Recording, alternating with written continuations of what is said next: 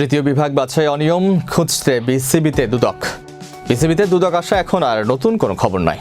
কিছুদিন আগেও সুনির্দিষ্ট অভিযোগের ভিত্তিতে বিসিবিতে এসেছিল দুদক। শনিবার মিরপুর জাতীয় ক্রিকেট স্টেডিয়ামস্থ বিসিবি কার্যালয়ে আবার এলো দুদক কর্মকর্তারা।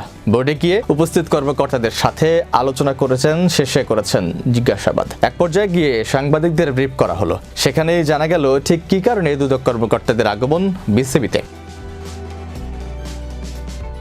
মূলত তৃতীয় বিভাগ বাছাই অনিয়ম, পাশাপাশি গঠনতন্ত্র ও অন্যান্য আর্থিক অথবা বিভিন্ন দুর্নীতি ও অনিয়মের বিষয়।